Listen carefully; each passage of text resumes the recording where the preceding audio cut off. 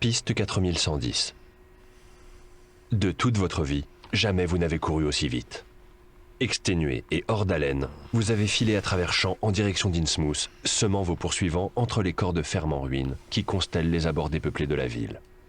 Vous voici désormais caché dans la cour intérieure d'un immeuble de Martin Street. Tout en vous efforçant de reprendre votre souffle, vous tentez d'échafauder un ultime plan d'action. La fuite par le nord et la route de Newburyport vous est manifestement interdite.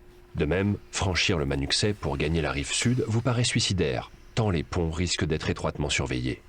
Vous en concluez que vous ne parviendrez à rien en restant à pied. Ne demeure donc qu'une seule alternative, dérober un véhicule et fuir de cette ville sur les chapeaux de roue. Mais où trouver pareil engin? Si vous souhaitez vous diriger vers l'est et la raffinerie, écoutez la piste 4117. Si vous préférez vous diriger vers l'ouest et les beaux quartiers, lancez la piste 407. Bon, je suis assez tenté par les beaux quartiers, mais je sais pas pourquoi, je sens que... quoi. Je pense que dans tous les cas, ils vont m'avoir... Allez, on va aller vers l'est, hein, vers la raffinerie, voir un peu ce qui se passe. Piste 4117. Profitant des derniers lambeaux de pénombre s'accrochant vainement aux reliefs étiques d'Innsmouth face à l'aube en approche, vous évoluez de perron en cour intérieure et de rue en venelle sans jamais vous exposer à vos poursuivants. De Martin Street, vous passez dans Main Street avant d'obliquer dans Church Street, que vous parcourez jusqu'au front de mer. À la lisière de Water Street, derrière laquelle se dresse l'imposant beffroi blanc de la raffinerie Marsh, vous repérez une automobile laissée sans surveillance. Peut-être tenez-vous là l'outil de votre évasion. D'un pas vif, vous traversez la route. Lancez la piste 440.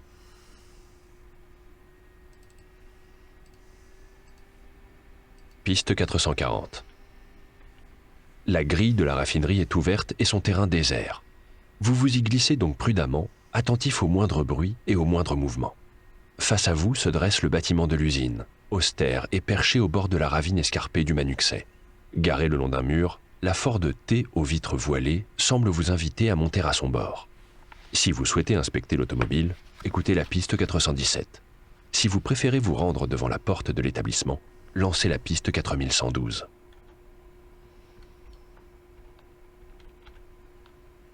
On va regarder quand même la voiture.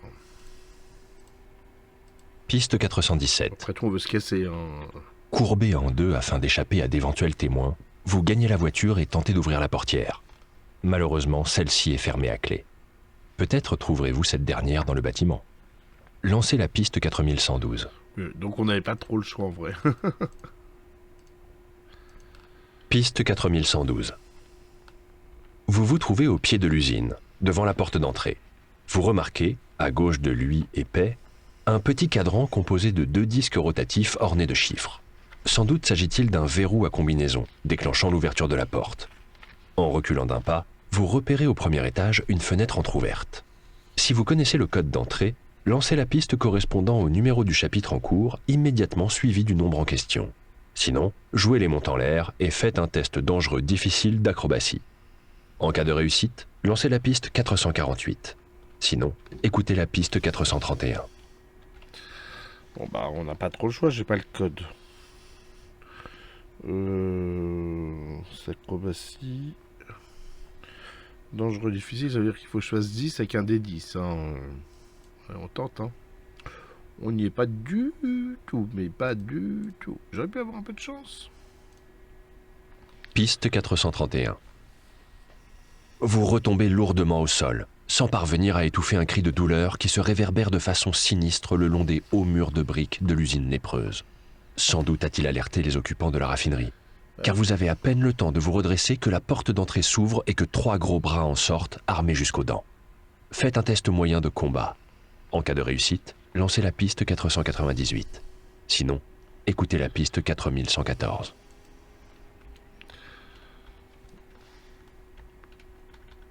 « 4198 ou 4114. Corps pour le combat. Moyen 6, je le barre.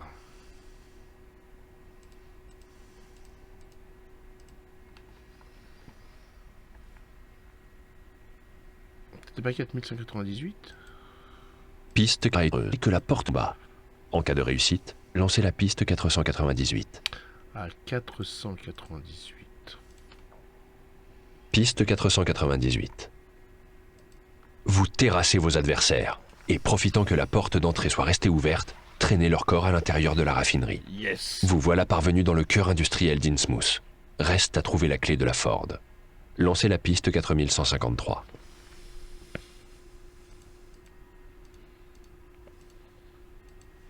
Piste 4153. Vous faites irruption dans un vestibule austère, orné de portraits craquelés, de moulures vermoulues et de meubles en bois exotiques. Tout au fond, un hall s'ouvre sur une vaste pièce enfumée, où hommes et machines rivalisent de cris, de râles et d'ahannements discordants. À l'évidence, les événements de la nuit n'ont pas empêché l'unique usine d'Innsmouth de poursuivre son industrieuse activité. Sur votre gauche, un vieil escalier en bois grimpe à l'étage, où vous présumez que se trouve le bureau de la direction.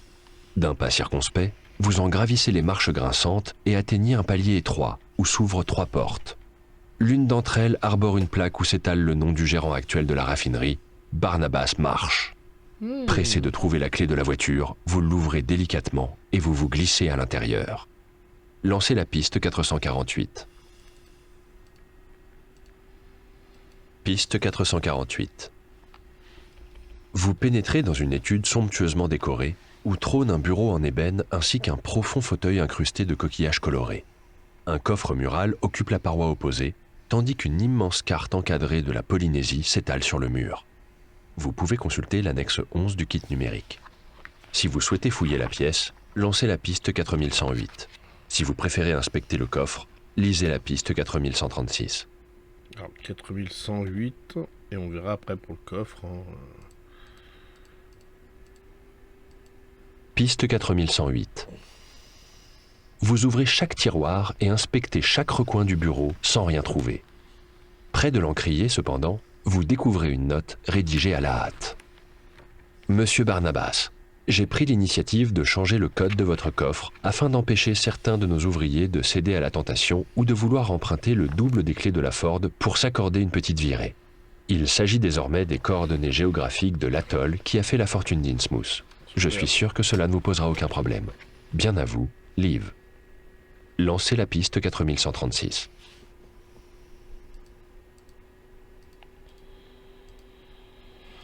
Piste 4136.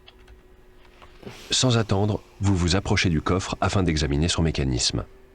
Il comporte une roue servant de poignée et un cadran comportant 4 molettes numérotées, disposées ainsi, 3 molettes plus 1 molette.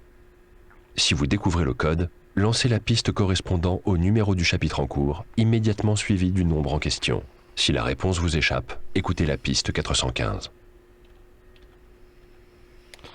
Alors, l'île qui a fait la fortune...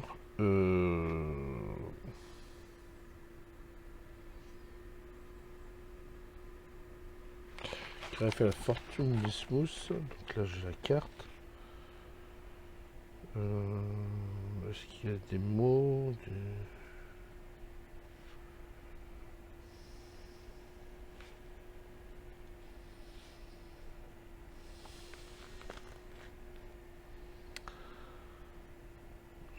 Il y a Tahiti qui est là.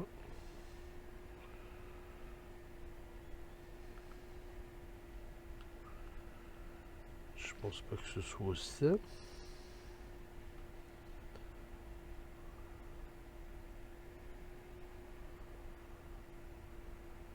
Ça se trouve, ça a été dit, hein, mais je ne m'en rappelle absolument pas. Donc 415. Piste 415. Vous avez beau chercher, vous ignorez quelle combinaison peut bien déverrouiller ce maudit coffre. Tandis que vous tournez vainement les molettes, la porte du bureau s'ouvre à la volée sur un être bossu, vêtu d'un paletot noir et d'un chapeau à large rebord. À ses côtés se tient un gaillard de bonne taille, en livrée de chauffeur, portant à sa ceinture des clés de voiture. Vous tenez là votre moyen d'évasion. Sur un grommellement de la créature voûtée, cependant, le chauffeur tire de son veston un pistolet qu'il braque sur vous d'un air décidé, manifestement prêt à faire feu. Si vous incarnez Tony Costello, ou si votre groupe comprend Tony Costello, écoutez la piste 4131. Sinon, faites un test difficile d'athlétisme. En cas de réussite, lancez la piste 411. Sinon, poursuivez avec la piste 494. Alors, j'ai jeté le dé qui me donne un 5. Et ça, pour 5, ce sera moyen. Donc, non. En fait, 494 pour moi. Piste 494. Vous tentez de vous jeter sur le chauffeur, mais celui-ci vous prend de vitesse et fait feu à 5 reprises. Criblé de balles, vous vous effondrez sur le bureau, puis glissez au sol, accueillant avec amertume cette mort injuste, si près du but. Tandis que vous agonisez, la silhouette noire et voûtée de Barnabas Marsh s'invite dans votre champ de vision, vous toisant de toute sa modeste taille. Et comme pour remplir d'horreur vos derniers instants, l'héritier d'Obed Marsh se découvre et baisse vers vous le faciès le plus ignoble que vous ayez eu le malheur de croiser depuis votre arrivée dans cette cité dégénérée. Ses yeux exorbités semblent vouloir couler hors de leurs orbites, elles-mêmes placées à la limite de ses tempes, tandis qu'une immonde lèpre dégénérative lui mange la moitié de la face. Si son nez a disparu, englouti par un repli de chair squameuse, c'est bien sa bouche qui constitue le monstrueux point de fuite de cet épouvantable tableau. Car sa mâchoire a disparu au profit d'un orifice vaguement sphérique que viennent garnir plusieurs séries de crocs concentriques à la manière d'une gueule de lamproie. Pour votre plus grande terreur, c'est l'image de cette bouche monstrueuse que vous emportez dans la mort. Fin de l'aventure. D'accord. Attendez, parce que... j'ai peut-être trouvé un truc. Et je trouve au passage que c'est un peu cruel ma façon dont je viens de mourir. Parce que c'était un peu sur du qui tout double. Voilà, c'est là, Meissia. Donc c'est 148 en vrai. Donc 148. Je voudrais retenter quand même voir pour le coffre. Piste 4136. Sans attendre, Ah non, vous c'est vous pas ça. approchez du coffre afin d'examiner son mécanisme. Ah si, c'est ça. Il comporte une roue servant de poignée et un cadran comportant 4 molettes numérotées, disposées ainsi, 3 molettes plus une molette. Si vous découvrez le code, lancez la piste correspondant au numéro du chapitre en cours, immédiatement suivi du nombre en question. Si la réponse vous échappe, écoutez la piste 415. Alors, là j'ai 100 latitude, là. Donc je sais pas, est-ce que ça serait 148 4148. Piste 4148. Caleb et Zachary font irruption dans la cellule armés d'avirons de bonne taille. Pas du Avant tout. même que vous ayez... Alors, ça, je vais revenir un petit peu en arrière. Piste 4108. Vous ouvrez chaque tiroir et inspectez chaque recoin du bureau sans rien trouver. Près de l'encrier, cependant, vous découvrez une note rédigée à la hâte. Monsieur Barnabas, j'ai pris l'initiative de changer le code de votre coffre afin d'empêcher certains de nos ouvriers de céder à la tentation ou de vouloir emprunter le double des clés de la Ford pour s'accorder une petite virée. Il s'agit désormais des coordonnées géographiques de l'atoll qui a fait la fortune d'Innsmouth. Je suis sûr que cela ne vous posera aucun problème. Bien à vous, Liv. Lancez la piste 4136. D'accord, 4136. Parce que là, sinon, ça me ferait Piste 4136. 148. C'est parce que c'est à 6 degrés. Sans attendre, vous vous approchez du coffre afin d'examiner son mécanisme. Il comporte une roue servant de poignée et un cadran comportant 4 molettes numérotées, disposées ainsi, 3 molettes plus une molette. Si vous découvrez le code, lancez la piste correspondant au numéro du chapitre en cours, immédiatement suivi du nombre en question. Si la réponse vous échappe, écoutez la piste 415. Alors, ça, c'est pas possible. Non. 8. Ça ferait 124. 4124. Piste 4124. Voyez-vous, Innsmouth s'impose comme un creuset de tradition. Non, c'est pas ça.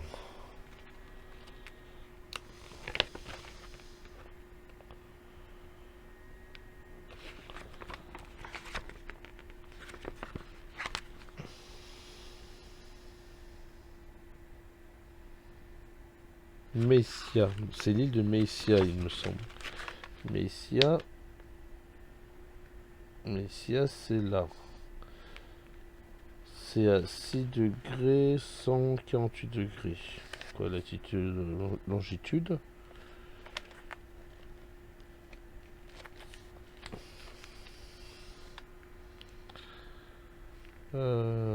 Sauf s'il y a bien sûr une autre île, mais... Pardon.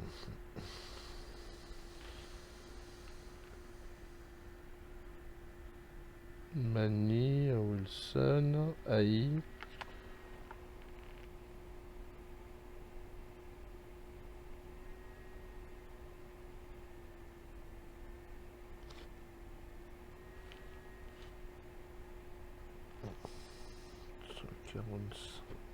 Ah oui, ça c'est le 145.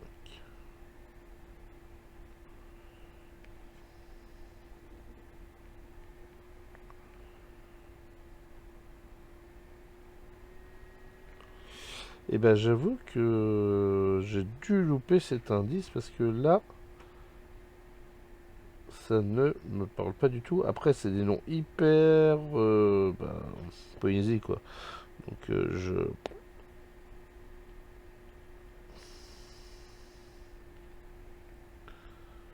Longitude 145 ouest de Greenwich. Ok. Je pense pas que ce soit ça, 4145. Piste 4145.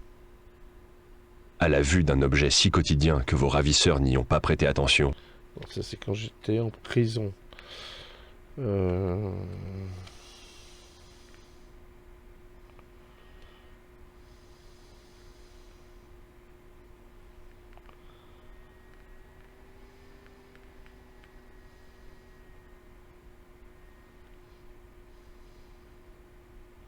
Non, pour moi c'était Meïtia. Mais le problème de Meïtia, c'est que 142, peut-être 4142. Piste 4142. Dans l'espace aveugle et figé du temple, vous repérez... Pas du tout. Et ben voilà, je suis mort comme une pauvre clette. Et je ne serais pas... J'aurais pas réussi en tout cas à m'échapper ou quoi que ce soit. Bon, et ben que dire, je regrette un peu cette mort. J'aurais bien voulu avoir la fin, la suite. Il y a beaucoup de choses, hein. Moi je vois, il y a quelques énigmes que je n'ai pas eues. Donc j'ai dû passer carrément à côté. Et c'est dommage. Sinon, en soi, les livres dont on est le héros, les trucs comme ça, c'est pas trop ma cam. Je trouve ça long. Là, en l'occurrence, bon, je suis mort, donc peut-être que c'est beaucoup plus long, mais j'ai trouvé ça dans un temps raisonnable. Et le fait qu'il y ait cette bande audio, et ben, je trouve pas ça inintéressant parce que ça permet d'être plus dans l'histoire, selon moi. Mais j'ai trouvé ça intéressant. Il y a les ambiances sonores, l'interprétation des personnages, les choses comme ça. Et je trouve que Eldercraft là-dessus a bien joué la sortie dans Audiobox. C'est assez original. Et je trouve ça super sympa. Il y a un deuxième... comment ça s'appelle?